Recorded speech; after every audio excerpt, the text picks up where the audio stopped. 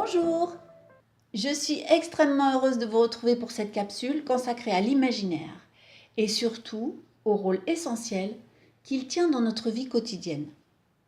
Je m'appelle Nathalie Morin et je suis artiste intuitive art thérapeute. Dans cette capsule, j'aimerais vous montrer, en l'expérimentant avec vous, à quel point la créativité est le moteur central de notre vie. J'entends souvent des personnes qui me disent « je n'ai pas d'imagination, je ne suis pas créatif ». Et vraiment, cette petite phrase me fait bondir. En même temps, elle me serre le cœur parce qu'elle met un point final à toute tentative d'essai. J'entends aussi des sentences toutes prêtes, comme par exemple « j'ai deux mains gauches, je ne suis pas douée, ce que je fais c'est vraiment trop moche ». Et à mon avis, toutes ces affirmations ont été cristallisées par des jugements définitifs qu'on nous a martelés dans l'enfance, et puis plus tard, tout au long de notre adolescence. Par exemple, je pense que vous avez connu comme moi cette angoisse enfant des illustrations qu'on nous imposait en poésie. Je pense que je ne suis pas la seule à avoir essayé de plaire à tout prix à mon professeur en décalquant des modèles pour avoir la bonne note. Je pense que, comme moi, beaucoup d'entre vous ont fini au fil du temps par abandonner complètement leur créativité spontanée à d'autres, au jugement des autres, parce qu'on avait peur d'être mal noté ou alors rejeté ou même ridiculisé. Vous vous souvenez certainement des zéros, des hors-sujets, parce que vous vous êtes écarté un tout petit peu des routes toutes tracées, parce que vous avez laissé votre imaginaire vagabonder hors des sentiers battus, parce que c'est là qu'on vous attendait avec les bonnes notes. Alors au fil des années, ces jugements, on les a consolidés par des affirmations répétées, confirmées sans cesse par notre entourage, jusqu'à ce qu'on finisse par croire réellement que c'était notre propre vérité et que ça venait de nous-mêmes. Petit à petit, on a intégré que l'imagination créative est un jeu réservé aux petits-enfants, qu'elle n'est pas utile, qu'elle est futile et que c'est même une perte de temps. Regardez par exemple le coloriage. Maintenant, c'est vraiment un truc très en vogue. Et combien d'années il a fallu pour considérer que les adultes pouvaient colorier sans passer pour des imbéciles complètement infantiles?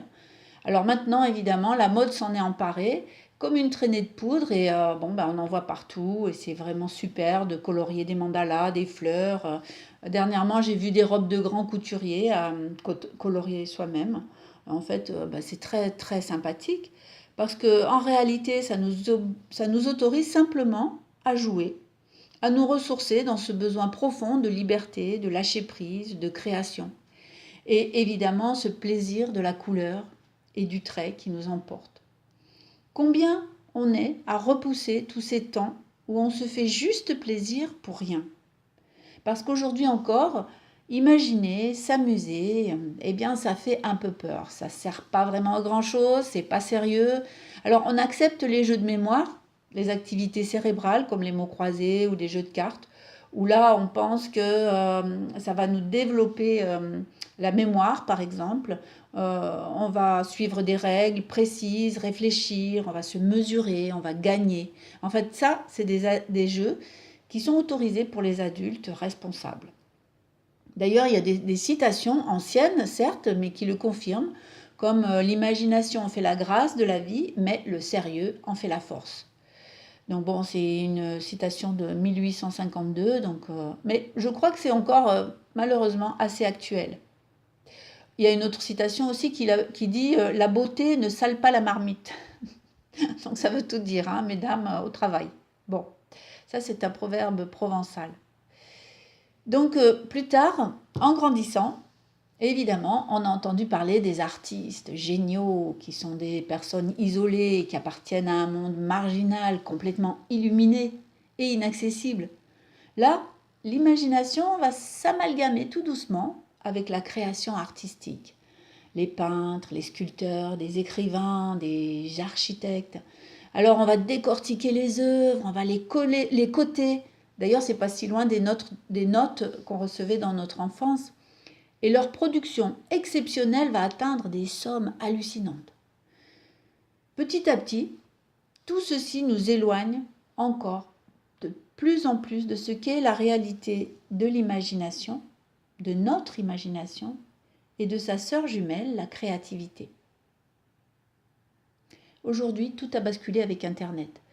Alors, c'est la créativité à tout va. On crée dans l'entreprise, on crée dans la finance, on crée dans la gestion, le management. Partout, elle passe au devant de la scène. Elle devient incontournable. C'est le passage obligé. Alors là, il faut être créatif dans nos relations, notre organisation, notre façon de nous habiller, dans la cuisine. Et voilà, on tombe à nouveau dans une espèce de dictature du créatif à tout prix. Alors bon, évidemment, dans ces cas-là, on est complètement perdu et beaucoup d'entre nous ont fini par creuser un fossé infranchissable de peur et d'inconnu qui nous coupe de notre source et donc de nous-mêmes. Tout ça, simplement pour ne pas risquer d'être en danger et aux mises au banc des coincés ou des vieux jeux, des étriqués, des peureux, traditionnalistes, conformistes, ou alors pour ne pas sombrer dans le ridicule et être montré du doigt. Pour sortir de cette impasse, on va suivre peut-être des pistes variées, où les autres vont juger à notre place.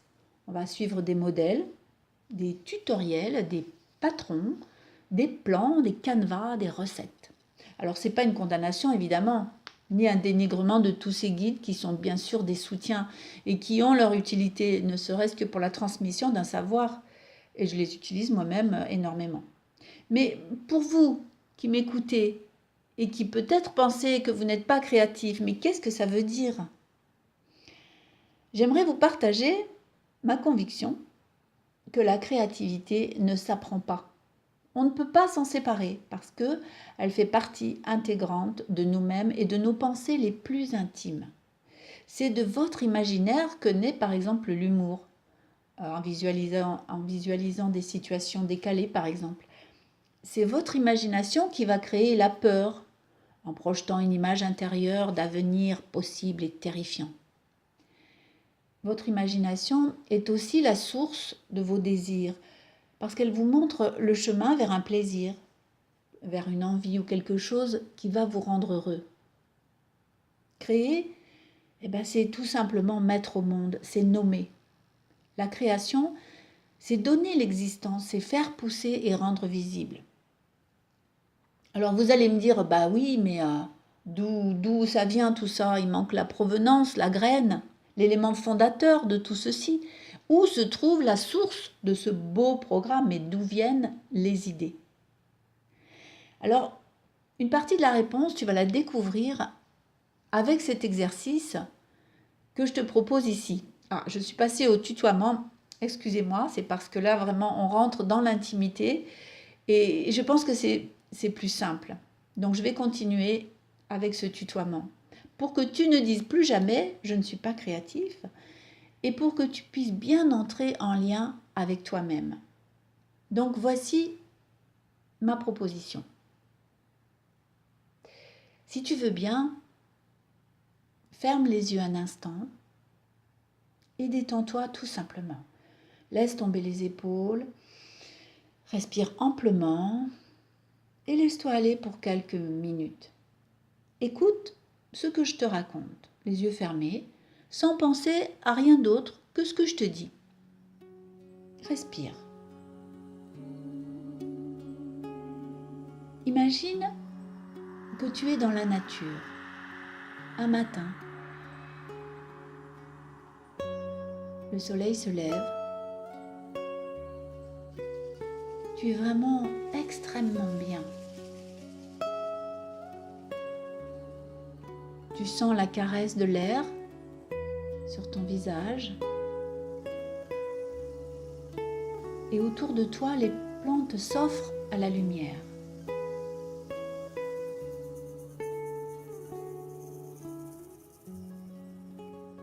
Leurs tiges frémissent sous le vent.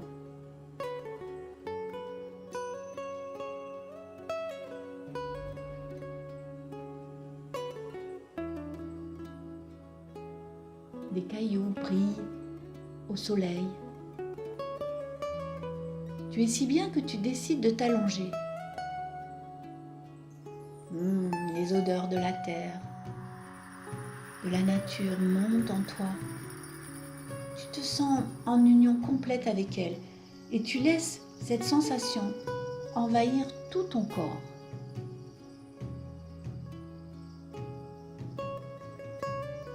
Dans ce rêve, tu regardes le ciel au-dessus de toi et tu te laisses absorber par sa grandeur, son immensité, sa couleur.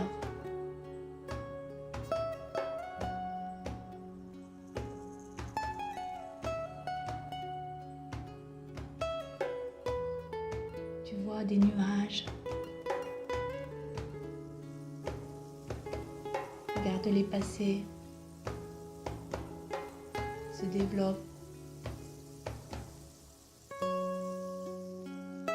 Un oiseau. Tu es absolument bien et complètement heureux dans cet espace hors du temps. Regarde ce qu'il y a autour de toi et laisse-toi aller complètement. Encore pendant 1 minute.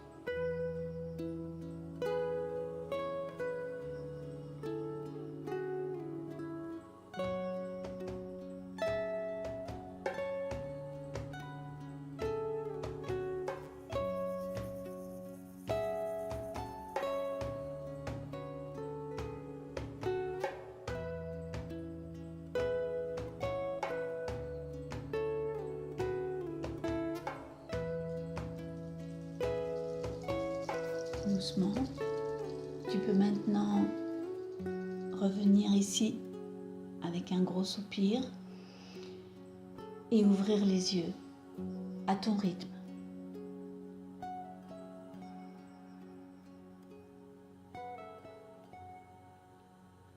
Alors, je te propose de faire un petit retour sur ton expérience. Réfléchis simplement, quel était ton paysage? Rappelle-toi, revois-le. Est-ce que c'était un pré, une montagne, un jardin, la mer? Comment était-il? Quand je t'ai parlé des plantes frémissantes sous le vent et des herbes et des fleurs, comment était-il? Qu'as-tu choisi comme plantes? Des petites, des grandes, du blé? Et les cailloux qui brillent? Est-ce des gros cailloux, des rochers, des tout petits cailloux? De quelle couleur? Le ciel. Rappelle-toi du ciel. Est-ce qu'il était bleu, gris? Est-ce qu'il y avait beaucoup de nuages? Est-ce qu'il y avait des petits nuages? Comment c'était tout ça? Est-ce que tu arrives à t'en souvenir? Et maintenant, dis-moi, qui a décidé de leur forme, de leur densité? Tu te rappelles l'oiseau que tu as choisi de voir? Qui est-ce qui a décidé quel oiseau? S'il était noir, petit, grand, si c'était un oiseau de proie ou un petit moineau? Est-ce que tu as eu besoin que je te dise quelque chose pour définir ton paysage? Parce qu'en réalité, si tu t'étais arrêté seulement à ma proposition, le paysage aurait été bien creux, triste, et parce que je t'ai pas proposé de couleurs, je t'ai pas dit d'ailleurs que le ciel était bleu, je t'ai proposé très peu d'adjectifs dans les gros, grands, larges, etc. Alors vraiment, qu'en penses-tu après cette petite expérience? Est-ce que tu es toujours convaincu de ne pas être créatif? Je pense que tu peux aller encore plus loin et plonger davantage dans des propres paysages et réaliser à quel point ton imagination est débordante et florissante. Et au fur et à mesure que tu vas t'en servir, elle va simplement, c'est pas vraiment qu'elle va se développer, c'est qu'elle va avoir une autorisation d'exister tout simplement. Donc pour distinguer vraiment ce qui vient de toi et ce qui naît des autres et poursuivre vraiment ton propre chemin, tu pourras percevoir que tu peux être absolument libre et prendre conscience de tes entraves. Et pour ça, donc, dans les jours qui viennent, je te propose de laisser vivre cette imagination et faire attention à tout ce qu'elle te communique sans arrêt.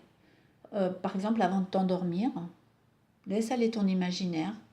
En voiture, parfois, même pendant que tu écoutes quelqu'un parler, ton imaginaire te raconte des choses. Il te fait voir des choses, il t'insuffle des idées. Quand tu es devant la télévision, quelquefois, tu n'écoutes pas ce qui se passe et ton imagination vagabonde. Mais prends conscience simplement de l'étendue de ta créativité quand elle est gratuite à ton service et tout ce qu'elle te raconte de toi-même. Amuse-toi à la laisser s'épanouir d'une façon fugace. Peut-être tu peux t'imaginer ce qu'il pourrait y avoir d'extraordinaire dans un paysage devant ta fenêtre, par exemple. Dans tes relations, qu'est-ce qui pourrait se passer de drôle, d'inattendu? Qu'est-ce que tu pourrais dire ou faire qui serait vraiment l'expression de toi si tu n'avais pas de limite? Ou quand tu es dans une pièce, amuse-toi à ressentir des couleurs, ferme les yeux et vois ce qui vient spontanément dans ton esprit. Amuse-toi à faire des choses que tu t'interdis seulement en imagination. Lâche la honte et la peur du jugement, tu ne risques rien, tu es seul avec toi-même. Apprends juste à t'accorder un peu d'espace, d'indulgence, à rire de toi-même en secret et doucement, par ce jeu, à laisser vivre ton imaginaire en complète liberté. Et s'il avait des choses importantes à te dire, c'est ce que nous découvrirons au fur et à mesure des capsules que je te propose. Je te souhaite une merveilleuse semaine pleine de créativité et je vous retrouve la semaine prochaine pour expérimenter comment utiliser l'imaginaire pour revenir au centre de soi-même. À bientôt.